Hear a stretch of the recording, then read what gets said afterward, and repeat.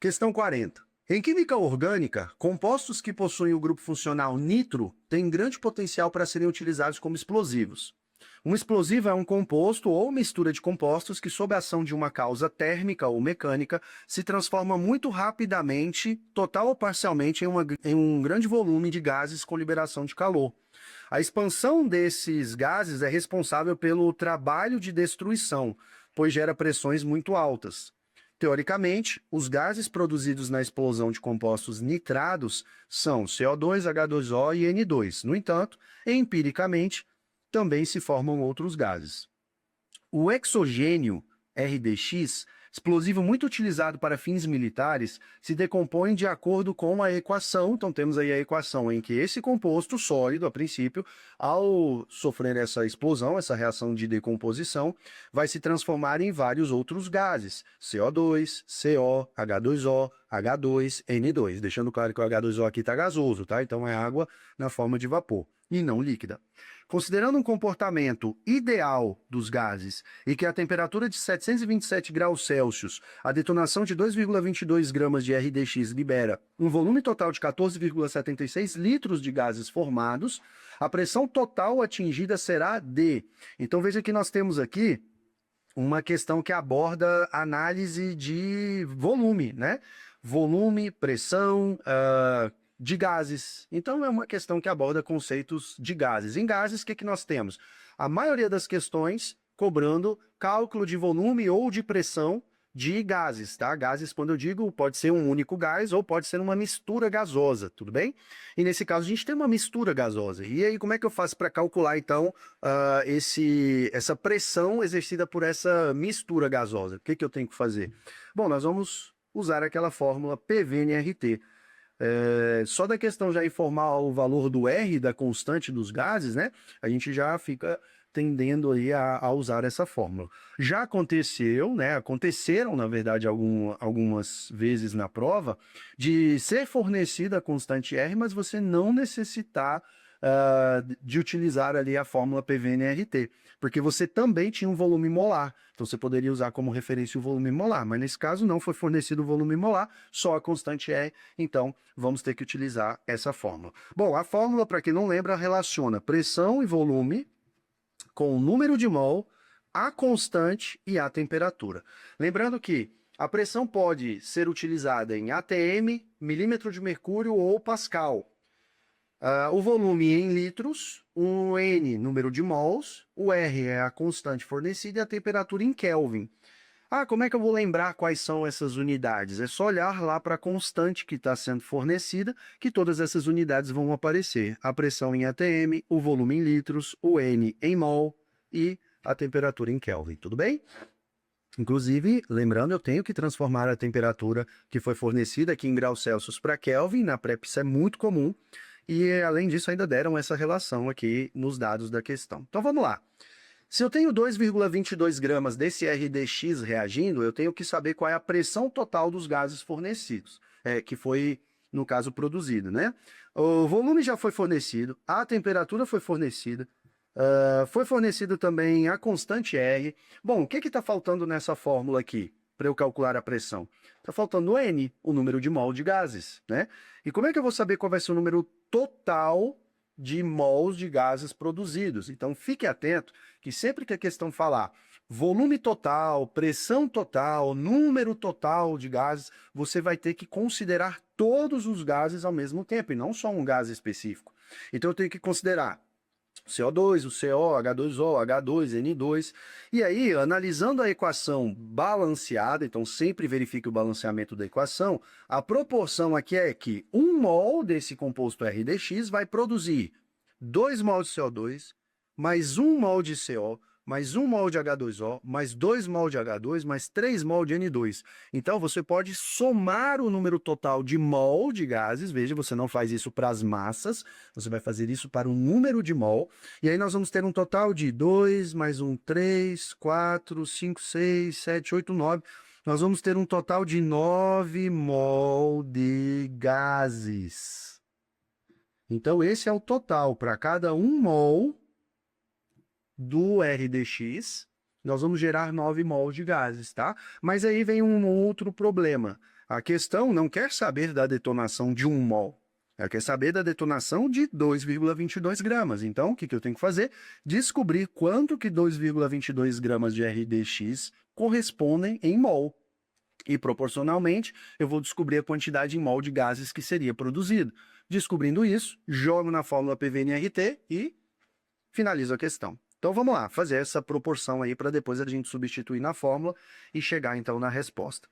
Bom, para isso eu vou precisar da massa molar do RDX, tá? Então, lembre-se que eu preciso ir na tabela periódica, pegar o valor da massa de cada elemento químico para descobrir qual seria a massa total do composto. Bom, então eu tenho 3 vezes a massa do carbono, 3 vezes a massa do carbono, 3 vezes 12,36, mais 6 vezes a massa do hidrogênio, que é 1, então vai ficar 6. 3 vezes a massa do nitrogênio, nitrogênio é 14, então lembrando que eu sei essa massa, então posso usar o valor de cabeça? Não aconselho. É sempre interessante você ir na tabela periódica e pegar os valores de referência. Até porque às vezes a gente pode usar uma aproximação que na prova não está sendo utilizado, então é interessante sempre fazer isso, tá? No caso, nitrogênio é 14, então ficaria 3 vezes 14, vai dar 42, 3 vezes 4, 12, mais 30, 42. Então tá aqui, 42. De vez em quando eu vou usar uma calculadora aqui para me auxiliar, beleza?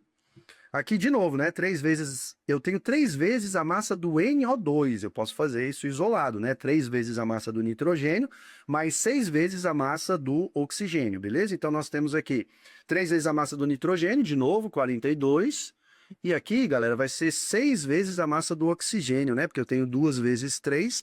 Lembrando que o númerozinho de fora do parênteses multiplica o índicezinho que está ali dentro para aquele elemento químico. Então, nós teríamos 6 vezes a massa do oxigênio, tá? 6 vezes, bom, 3 vezes a massa do oxigênio, 3 vezes 16 dá 48. Então, o dobro disso dá 96. Então, tá aqui 96. Agora, vamos somar tudo, né? 96 mais 42 mais 42, deixa eu ver aqui, 96 mais 4, 100, mais 80, 180. Mais 36, 206, mais 6, 212. Deixa eu conferir aqui, 96, 100, 180, 216, desculpa, 216, mais 6, 222. Como era esperado, né? Porque quando a questão me fornece aquele 2,22 ali, é um valor muito específico, né? Então é bem provável que esses valores fornecidos você vai cancelar com a massa molar.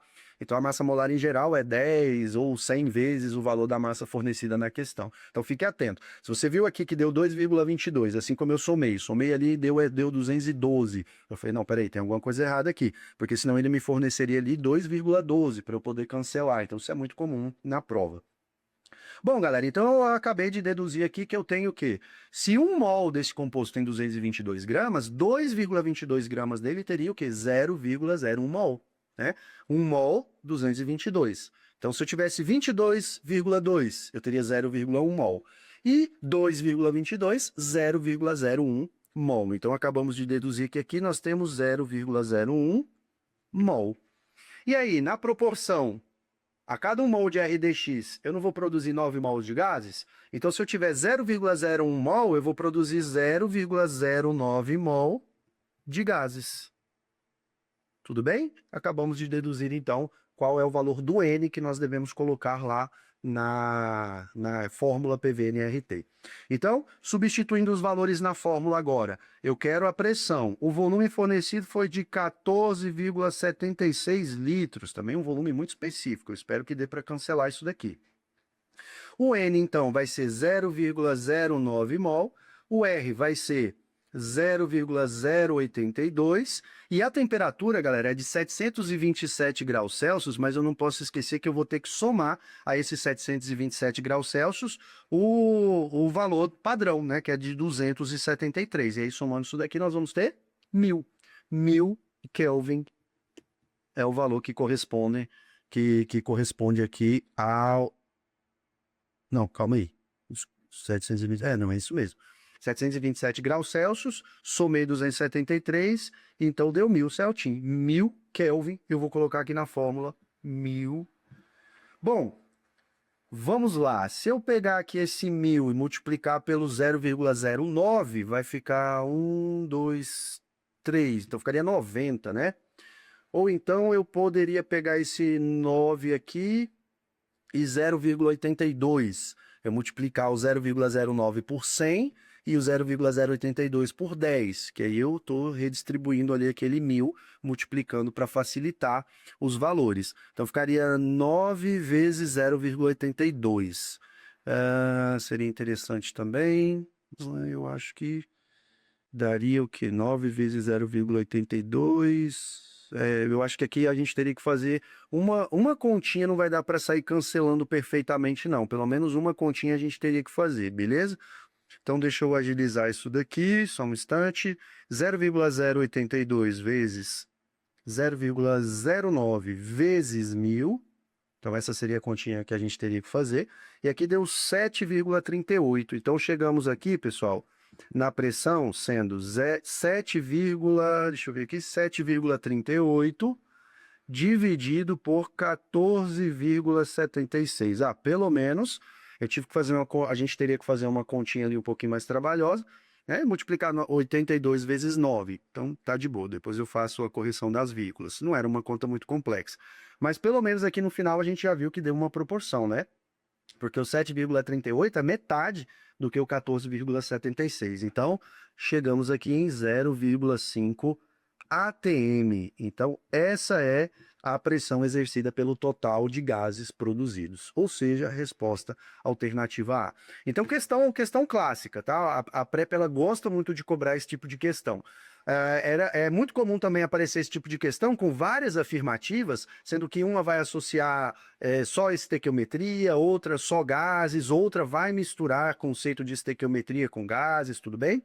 Então, questões clássicas aí de estequiometria barra gases, ou os dois juntos na mesma questão. Então, é uma questão que vale a pena você praticar bastante. Gases e estequiometria, de preferência os dois envolvidos aí na mesma questão.